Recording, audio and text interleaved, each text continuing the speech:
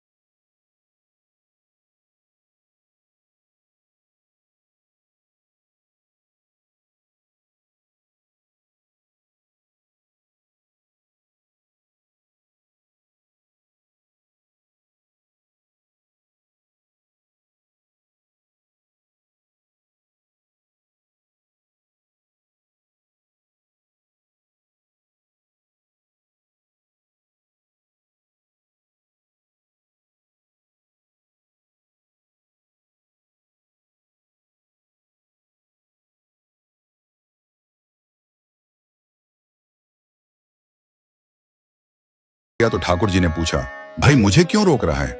मुझे तो जाने दे। ग्वाला बोला, नहीं, मुझे पुजारी जी ने बोला है कि यहाँ से कोई भी आए जाए नहीं, तो आप भी अंदर जाइए और यह आराम का समय है तो आराम कीजिए।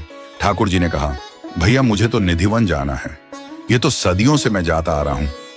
अब क्योंकि ठाकुर जी तो छलिया थे, तो ठाकुर जी ने ग्वाले को मोह लिया और उसे बोला कि अच्छा ऐसा करो कि तुम मेरे साथ चलो और कुछ समय वहां रहकर वापस आ जाएंगे। जब मैं यहां नहीं होऊंगा तो तुम चौकीदारी किसकी करोगे? अब वह मान गया और ठाकुर जी के साथ चल दिया। ठाकुर जी निधिवन के अंदर चले गए और वह निधिवन के बाहर बैठा गया। सुबह होने से कुछ समय पहले ठाकुर जी निधिवन के बाहर आए और ठाकुर जी ग्वाले के साथ वापस मंदिर आ गए। अब ठाकुर जी मंदिर के अंदर चले गए और यह बाहर पहरा देने लगा। तभी कुछ ही देर बाद पुजारी जी कुछ लोगों के साथ वहां मंगला आरती के लिए अंदर जाने लगे, तो ग्वाले ने पुजारी जी को अंदर जाने से रोक दिया। तो पुजारी जी ने कहा, क्यों? तो वह आदमी बोला, रात को ठाकुर जी बाहर आए थे, मेरे को लेकर निधिवन चले गए, वहां अंदर जाकर के सारी रात रास किया और अभी अभी थोड़ी देर पहले यहाँ आए हैं, तो भैया थोड़ा आराम तो करने दो ठाकुर जी को। पुजारी जी ने सोचा कि ठाकुर जी इसका भोजन लेकर आए थे और ये कह रहा है कि कल रात को ठाकुर जी आए थे, तो इसकी बात माननी पड़ेगी। यकीन मानिएगा दोस्तों, पुजारी जी सब लोगों के साथ वहीं बैठ गए और सुबह हो गई। और जब धूप निकल आई तब ग्वाले ने बोला कि अब आप जाकर पूजा कर सकते हो। तब से लेकर आज तक कभी बांके बिहारी के मंदिर में मंगला आरती नहीं होती और केवल साल में सिर्फ एक दिन मंगला आरती होती है और वह दिन है जन्माष्टमी का दिन।